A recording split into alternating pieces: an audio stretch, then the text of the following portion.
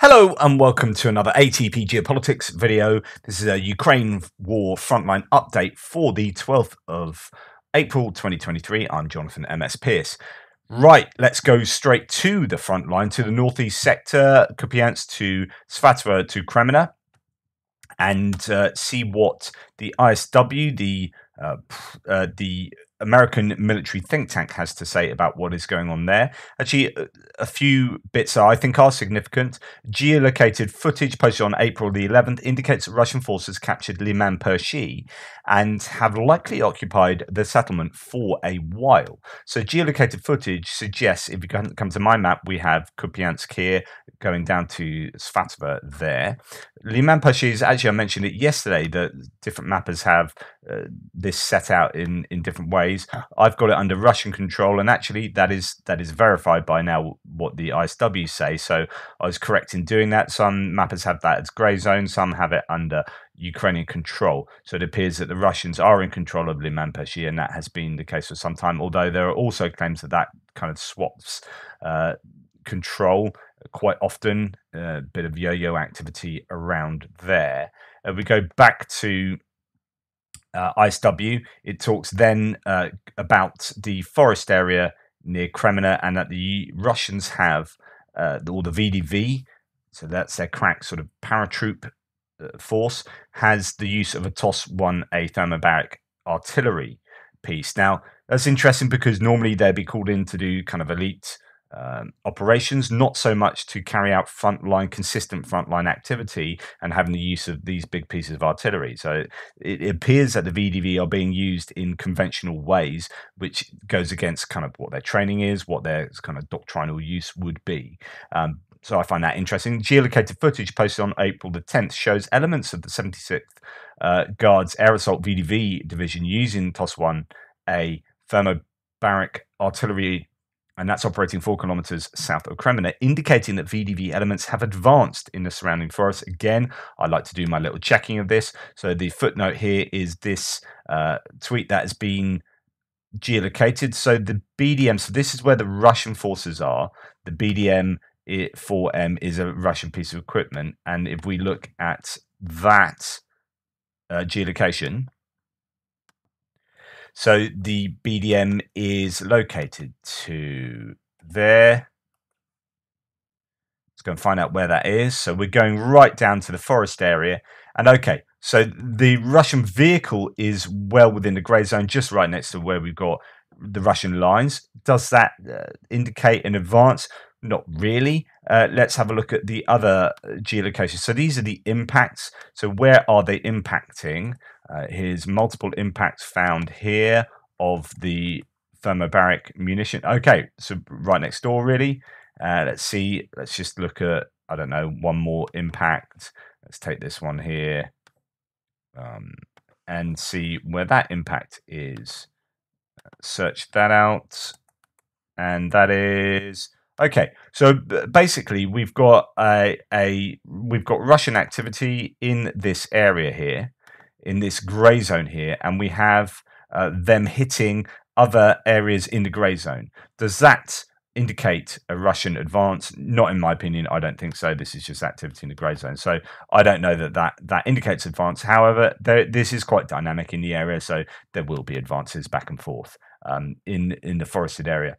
And it goes on to talk about repelled attacks or unsuccessful attacks in different places. Russians making claims that they've taken strongholds northwest of Kremlin near Makiivka in the Zaravka Gully as well. So we come out of ISW to look at that. This is I don't know why my mouse just doesn't work very well. We have Makiivka there, Chervonopipivka, Ploschanka, and the Zaravka Gully. So they are making claims of the Russians have taken some strongholds in this general area, but no kind of evidence of that as far as geolocation or elsewise.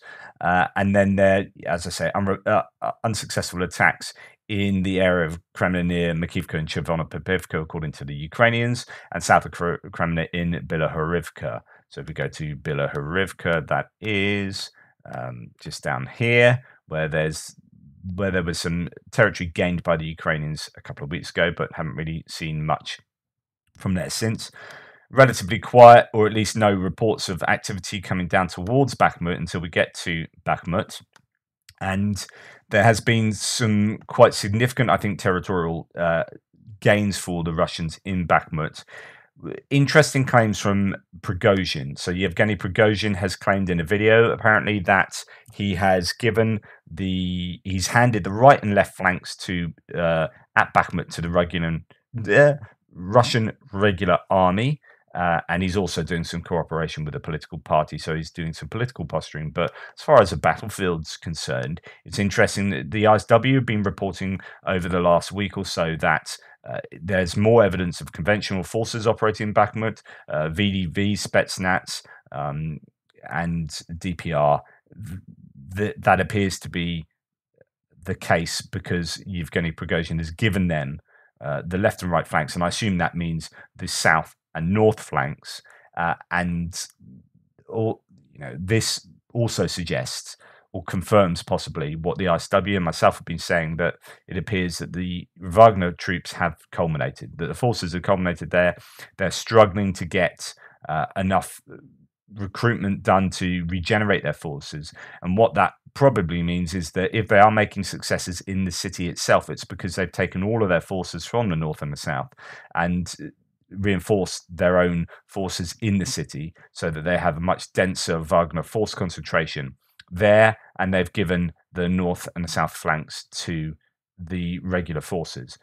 And as a result, well, possibly not as a result, we have also seen some quite big territorial exchanges here. So the Russians seem to have gained a large amount of territory in the southeast as well as in the east, and indeed some different mapping from both Syriac maps and deep state maps in the north as well. So in fact, you're starting to see the two mappers. The pro-Ukrainian yellow line of deep state map is starting to align more with the pro-Russian mapper Syriac maps. So let's go and look at what Null Report says. First of all, War Mapper says the Russians have advanced further west in the center of the city, take control of the Metallurg Stadium. I think this is a little bit out of, well, not out of date, I think inaccurate possibly. I think most mappers will have the Russians aligned with the railway track, certainly in the north, and then a little smaller pocket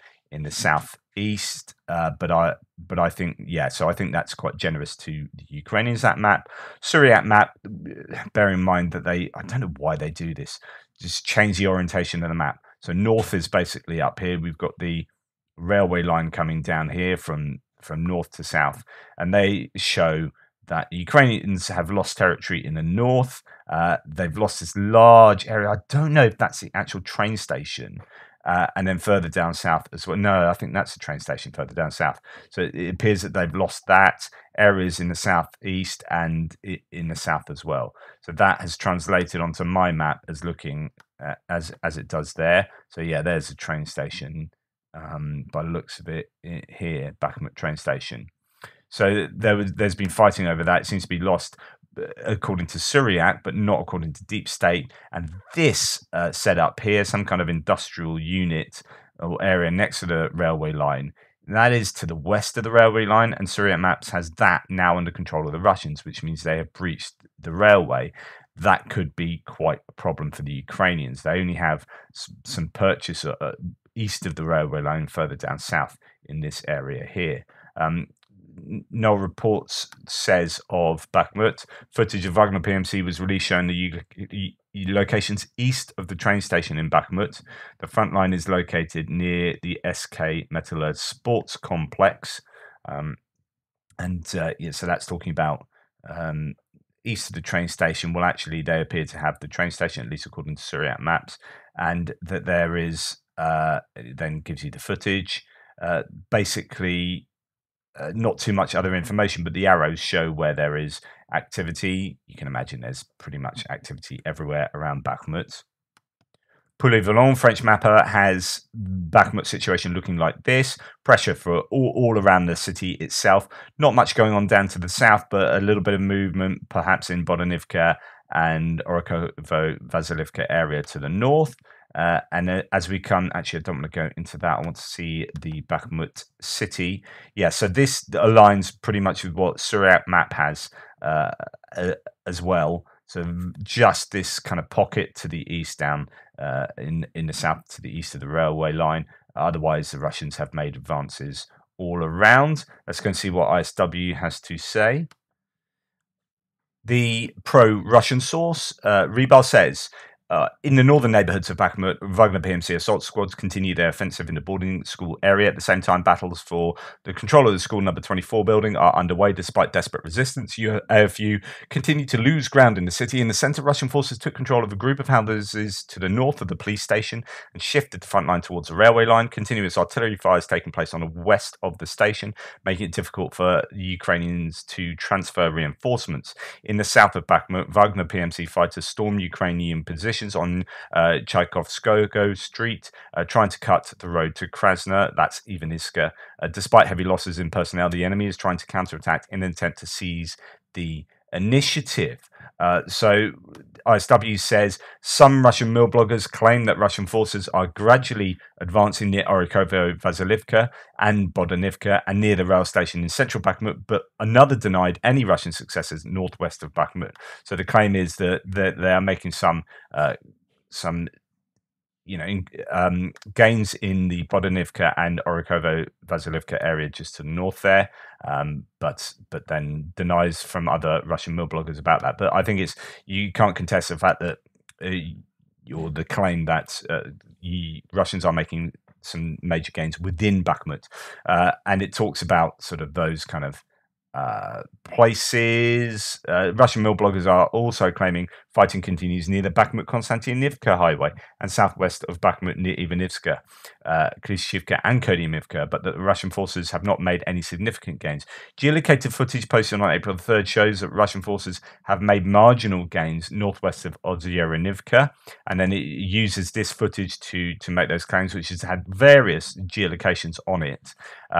And this then is visually shown here. Now, what this means is in this area to the south by Ozyerenivka, if we come out a little bit, that's probably better. You've got this Ozyerenivka sits behind the canal, and we've got the canal doing this sort of dogleg there. Or we go back to there's the dogleg. It just means that they're operating there and they're hitting places the other side of that. So I don't think that either confirms marginal gains for the Russians. That's the Russians operating exactly where we've known them to be operating, and then using drones to do stuff outside of that range. So again, I don't think there's any change of territory around there, any gains at all. But it is Bakhmut, and Bakhmut is looking, like it is getting strangled, continuously, and the Ukrainians are making ceding territory on a consistent basis.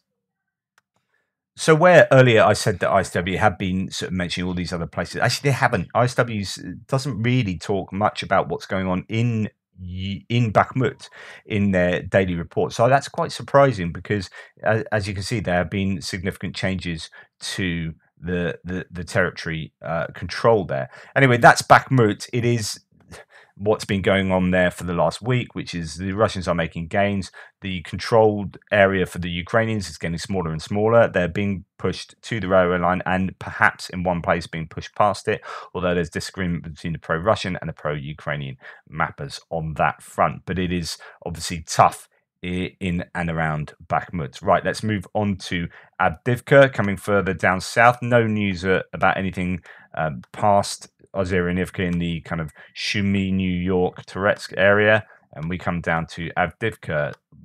We have War Mapper saying of Avdivka that there are no confirmed changes to control since the last update. Poulet Volant's map of Avdivka shows that there's some pressure from the south around Vodyane and to the east, interestingly. Their mapping of the Russian control in this area is way more generous to the Ukrainians. So I said yesterday that the Russians have got into within a kilometer of Severny. Poulet Volant's map here shows that the Russians are right back almost to the water features back here in Vodyane and Pervomaisky. So a little bit of difference there to what some of the Russian mappers have. So we look at that. That would look like Poulet-Volon's map looks more like the Russians being about here. And as you can see, the pro-Russian mapper and the pro-Ukrainian mapper, deep state map, have a different opinion of what's going on there. Anyway, let's go to ISW to see what they have to say.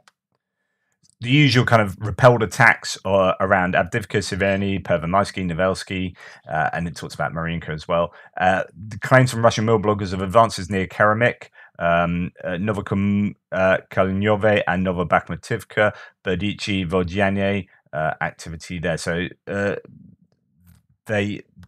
Russians are claiming that their troops have made gains all around here. Berdichi, Novobakhmutivka, Novokalinove towards there, and indeed Severny. Then you've got activity around Nevelsky, Pervomaisky, so on and so forth. The end result is I don't think anything's changed in Avdivka, despite what both sides say. This statement, though, I found quite interesting. Ukrainian Terrorist Direction Defense Forces spokesperson Dmitrievsky stated yesterday or 2 days ago that the Russian forces are attempting to take Marinka to reach Kurakhove because Russian forces are unable to capture Avdivka. Now, we have seen an uptick in activity around Marinka, which is here. The idea is that they would like to get Kurakhove here, which is some kind of a bit of a hub, quite an important target for them. They are concentrating much more on Marinka, and we saw that the other day there were a quarter of all the attacks along the entire front line were in Marinka. Maybe there's a renewed intensity there because they see that as a more achievable objective than taking Avdivka. They tried Avdivka, and the Ukrainians have been able to put troops and reinforcements in place so that they have stopped around Novobakhmutivka and stopped around Krasnohorivka and struggled to make any move forwards. They're pretty much where it's been for months around the Vodyane-Pervomaisky area or Pitny, and so they're thinking maybe, okay, Marinka is more achievable. If we can get Marinka, then we can move on to Kurakhove. Remember how, just realize how failed the Russian attempt has been at taking the Donbass. So this is all Donetsk here. They can't take Marinka, which they've been trying out for literally for years. They can't take Avdivka, and let alone Kurakhove, let alone all of these places behind. They'll need to take each and every one of these places to get the Donbass. Donbass is here. If you can't see it very clearly, the borders are, let's see if I can bring up my drawing tool. Here are the borders. That's Donetsk. And they're struggling to get this tiny town of Marinka and to take Avdivka. But they need to take all of this here. All of these, every name that you can see on the map as I zoom in, all of these places need to be taken for them to take the Donbass. It's just, that is the extent to which I think the Russians have failed. They can't take Avdivka, they can't take Marinka, and they can't take Bakhmut. I mean, they possibly will take Bakhmut eventually, but my goodness, how long has it taken and at what cost? It's embarrassing. How are they going to take Kramatorsk and Druzhkivka and Konstantinivka and Chasiv Yar? If that's the pig's ear they've made of Bakhmut. Anyway, rant over. Let's move on to what the ISW says about the rest of the front line. So actually, not really any claims about Zaporizhia. There's no other attacks in Donetsk, so Vuhledar is not even being mentioned, and no activity really around Kherson other than the usual artillery duels that you would expect, and that would be the same, of course, for areas of Zaporizhia too. What's been on the news a lot is the UK intelligence update this morning talked a lot about Zaporizhia. There being 3 lines of defences, and the defences are really quite significant now. Russians built 3 lines of defences, then reports flash news of defense in Zaporizhia, and the Russians are preparing for a counteroffensive of the armed forces of Ukraine in the direction of temporarily captured Melitopol. There are 3 levels of defense zones for about 120 kilometers in this sector. They consist of a front line of forward fighting positions and then 2 zones of almost continuous, more complex defense. Each zone is located approximately 10 to 20 kilometers behind the one ahead. And this will be a serious problem for any attack coming down from Zaporizhia towards the coast. which is what I think will be one of the primary objectives for the Ukrainians. How they do that and exactly where they go might well depend on defences like these. And as dismissive as some people can be about these defences, I think these are a major challenge for a successful attack for the Ukrainians in this area. The counteroffensive will be complicated by these defences. There is no doubt about that.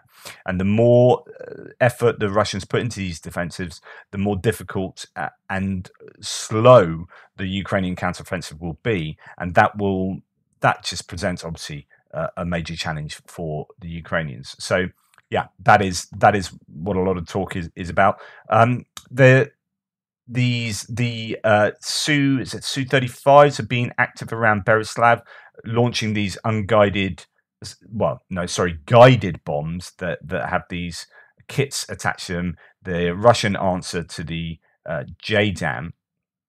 These are FAB bombs of different, possibly of different explosive capacity, being thrown at particularly Berislav. So where's Berislav? That is Novokakhovka. There's Berislav, you can see it there. That's where the dam is. So the dam goes across here, Novokakhovka, and then on the other side, you basically got Berislav there.